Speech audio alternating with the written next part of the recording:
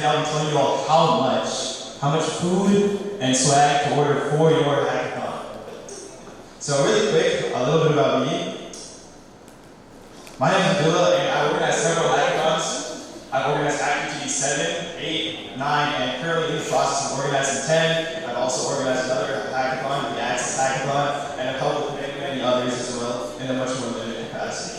I'm also an MLH coach. If you all joined Global Hack Weeks, you can see me stream a technical workshop or two. And I was also the project lead for Hack Portal since its inception up until recently, which is where we got all the stats for what I'm about to show you. So really quick, we're going to first be going over the problem that we as organizers face when ordering food and swag for our hackathons. We'll then go over some stats from hackathons that we've collected over the past couple of years and considerations that we need to make when ordering food and swag. And lastly, a quick rundown of all the numbers and how much you should be ordering. So let's get into it.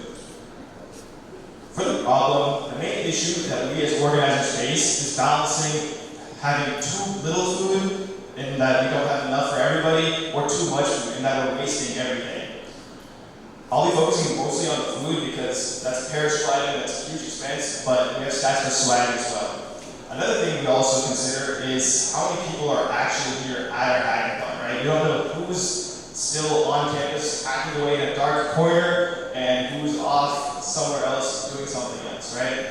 So what we did was we collected the stats for who was there for each meal, and we have those right here. So you can see across 4 hackathons, there's a very consistent sort of trend line that's being followed through all these hackathons. So you can see that a lot of people are still there for the lunch because that is right after check-in, right after the sponsor fair. People are excited, ready to get into it. By the time dinner starts, people usually start leaving, they're doing their own thing, they're hacking. Maybe not as many people are there for dinner. Next is the midnight snack. If you all have a midnight snack, then a lot of people are also dropping off then. Breakfast, we usually see the lowest numbers, surprisingly, or not surprisingly, because everyone's up late, just hacking away, and people usually wake up a little bit earlier. And then the last lunch, right before we actually get into the judging, is usually when we see a spike, because everyone's back, everyone's ready for judging. So this is just, in general, how it looks. But there are considerations that we need to make, right? So the context in this case matters a lot. Over here, you can see the statistics for Hackcon 8. And over here, we had consistently lower percentages across the board.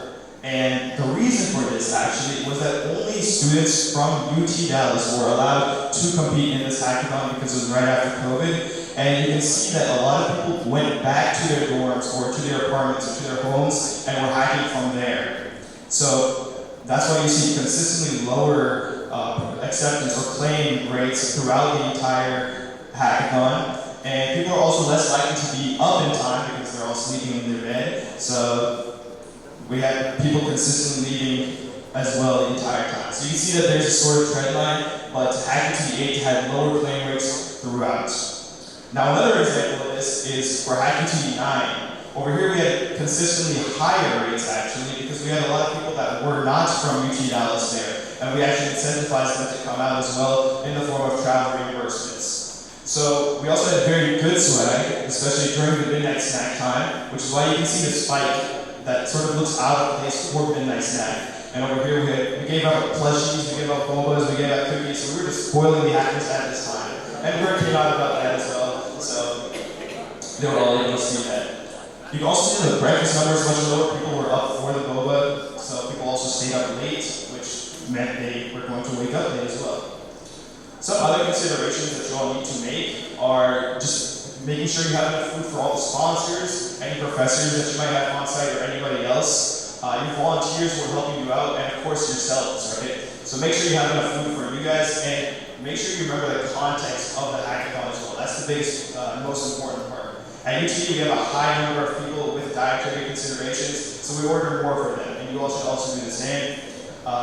The number of people from other schools, see how many people are coming from out of state, and they're the ones who are probably going to be staying at or on campus the entire time, so they'll have the highest claim rates. And also make sure you're not locking anybody in, or if you are, and make sure you have enough food during midnight for all that.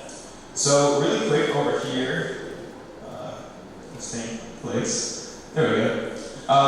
Feel free to take a picture of this. At a high level, this is sort of what it should look like, right? So for the first lunch, you have 90% of the people there. Dinner, 80%. And midnight snack, you have 70% of the people there. By breakfast, it drops all the way down to 40, and by lunch, you have 70%, right? So feel free to take a picture of that, and come up to me if you need the slides as well at the very end. I can send this over to you guys. Thank you all very much, and that's my LinkedIn over there if you want to connect.